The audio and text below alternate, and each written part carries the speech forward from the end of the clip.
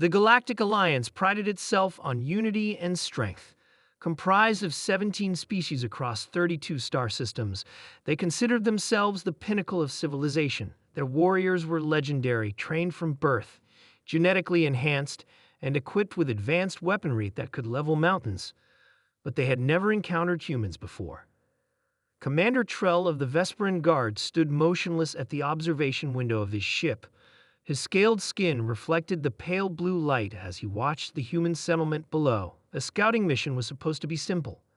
Assess the primitive species recently discovered on the edge of Alliance space. Initial scans had classified Earth as a death world. High gravity, extreme temperature variations, aggressive fauna, and unpredictable weather patterns.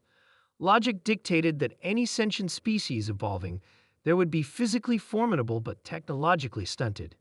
Commander, the human male has left the dwelling, Lieutenant Mira reported, her antennae twitching nervously.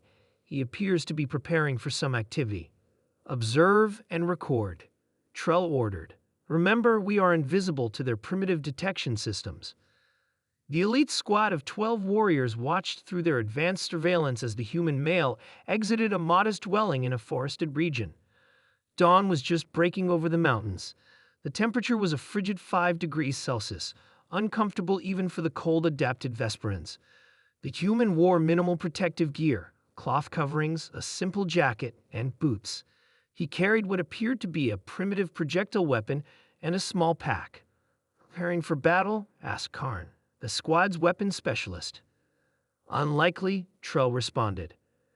"Our intelligence suggests they're not currently engaged in territorial conflicts in this region." The human male moved through the forest with unexpected silence and grace. For a species from a high-gravity world, he displayed remarkable agility. The warriors watched as he studied tracks on the ground, touched broken foliage, and occasionally stopped to smell the air. "It's hunting," Mira realized. But what prey would be worth pursuing with such primitive equipment? They soon had their answer. The human froze, then slowly raised his weapon. Through amplified visuals, the Vesperans spotted the target, a massive antlered creature weighing approximately 300 kilograms. "That's not possible," Karn whispered. "The prey has tripled his mass." The human fired a single projectile. The sound echoed through the forest, and the creature bounded away, wounded but alive. What happened next stunned the watching warriors into silence. The human began to follow.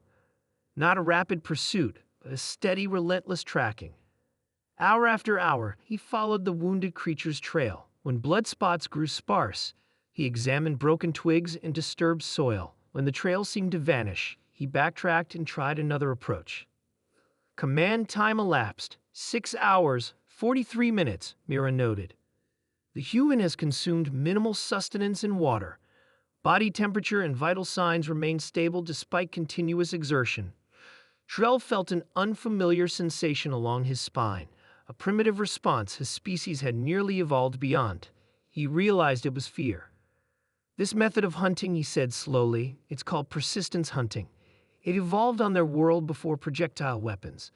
They would exhaust prey through superior endurance. But he wounded it first," Karn observed. "Making the inevitable outcome more efficient," Trell agreed. "The combination of intelligence and physical endurance is concerning." As dusk approached, the human finally found his prey. The massive creature had collapsed from blood loss and exhaustion. The human approached with respect, spoke words the observers couldn't translate, then efficiently ended the creature's suffering with a blade. What followed was equally methodical. The human used primitive tools to disassemble the creature, preserving meat, hide, and various organs. Nothing was wasted. The burden he now carried back would have challenged even Vesperan in strength, yet the human moved steadily through the darkening forest. "Commander," Mira's voice was tight. "Analysis of human physiological response indicates this activity registers as recreational." The observation chamber fell silent. "This is not warfare or survival necessity," Trell concluded, mandibles clicking in agitation. "This is what they do for leisure." Back at the ship's command center, Trell prepared his report for Alliance High Command. The words were difficult to formulate. The species designated human presents unique strategic concerns. They evolved on a world that would kill most sentient species within days. Their endurance exceeds Galactic Alliance standards by orders of magnitude. Their problem-solving abilities allow them to overcome technological limitations. Most concerning is their psychological profile. What other species would consider extreme hardship or mortal combat, humans categorize as recreational activity. He paused before adding the final recommendation. Initial assessment. Humans should not be approached with standard diplomatic or military protocols. Their classification as a death world species is insufficient. Recommend observation only until comprehensive threat assessment can be completed. If forced into confrontation, conventional alliance military doctrine would likely prove ineffective against their adaptability and endurance. Shrell sealed the report and gazed out at the stars. For the first time in his distinguished military career, he hoped his assessment would never be tested in actual combat.